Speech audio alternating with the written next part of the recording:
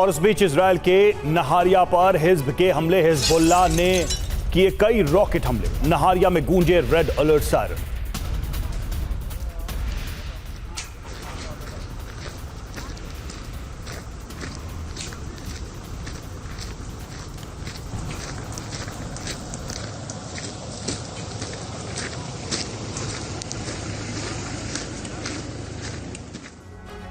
Gaza की जंग का विस्तार अब पूरे अरब में हो चुका है और गाजा लगभग समतल हो गया है, लेकिन इजराइल की सुरक्षा के नाम पर बेंजामिन सेना का नरसंहार गाजा में रुकने का नाम नहीं ले रहा है। इजराइल अपने इस नरसंहार को जायज ठहराने के लिए हर रोज एक नई दलील देता है, जो कुछ समय बाद जांच में प्रोपेगेंडा साबित होता है। इजराइल का एक ऐसा ही प्रोपेगेंडा सिनवार को लेकर था। इजराइल बार बार यह कहता रहा कि बंधकों को शील्ड बनाकर सिनवार टनल में ऐशो आराम की जिंदगी बिता रहा है, लेकिन सिनवार की मौत के बाद इजराइल के दावे प्रोपेगेंडा साबित हुए। अब सिनवार की पोस्टमार्टम रिपोर्ट के मुताबिक सिनवार की मौत के 3 दिन पहले से ही उसने कुछ नहीं खाया था।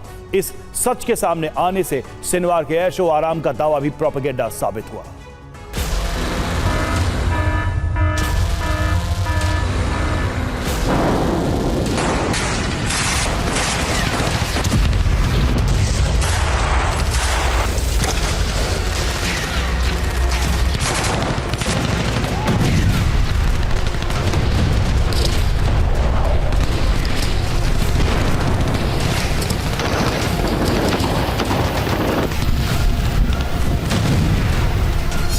तारीख 16 अक्टूबर, जगह राफा, गाजा।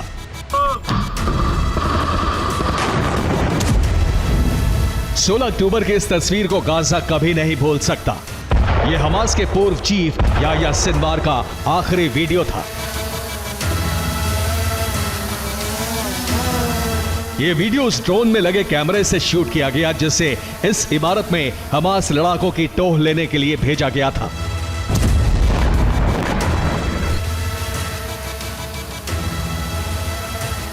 इसके बाद जो तस्वीरें सामने आई वो सिनवार के शव की थी, जिन्हें जारी कर इजराइल को लगा था कि याह्या सिनवार और हमास का अंत हो चुका है।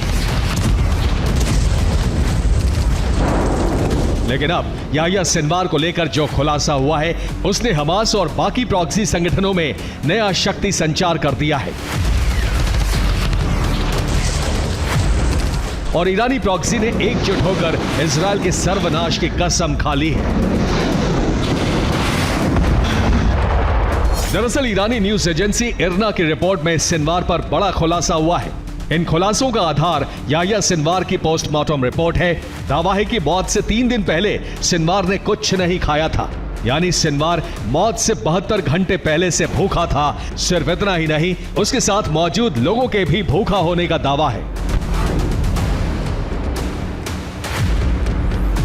सिनवार की मौत को लेकर हुए इस खुलासे के बाद पूरी दुनिया में इजरायली सरकार और सेना पर सवाल उठ गए हैं।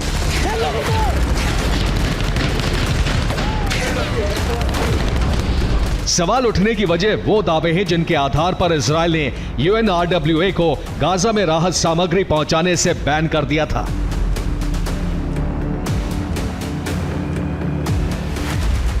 उनतीस अक्टूबर को इजरायली संसद में एक बिल पास किया गया था। इस बिल के जरिए संयुक्त राष्ट्र की एजेंसी पर गाजा के लोगों को राहत सामग्री पहुंचाने से रोक लगा दी गई, जिसके बाद अब गाजा में UNRWA मदद नहीं पहुंचा पा रहा।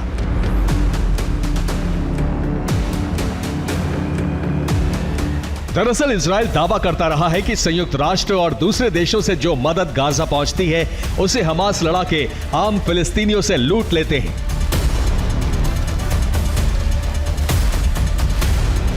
और इसी के दम पर वो इजरायल से जंग लड़ रहे हैं। यही वजह है कि इजरायल ने इस मदद पर बैन लगा दिया है।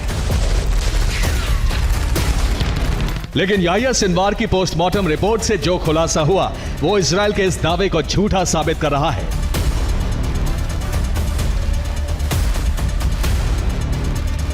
याह्या सिनवार की मौत 16 अक्टूबर को हुई। रिपोर्ट के मुताबिक उसे 3 दिन से खाना नहीं मिला था, जबकि इजरायल ने UNRWA की गाजा में मदद पर रोक 29 अक्टूबर को लगाई।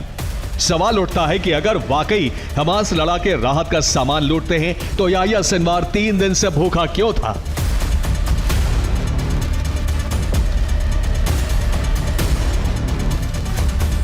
अब दावा किया जा रहा है कि इजराइल हमास के खिलाफ प्रोपेगेंडा चलाकर गाजा के बाशिंदों को भूखा मारना चाहता है।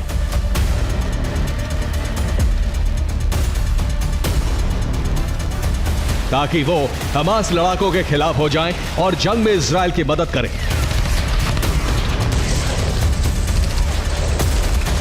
सिनवार को लेकर हुए खुलासे के बाद पूरी दुनिया में इजरायली सरकार के उस प्रोपेगेंडा पर भी सवाल उठ रहे हैं जिसमें उसने दावा किया था कि सिनवार और हमास के टॉप कमांडर सुरंगों में ऐशो आराम की जिंदगी बिताते हैं।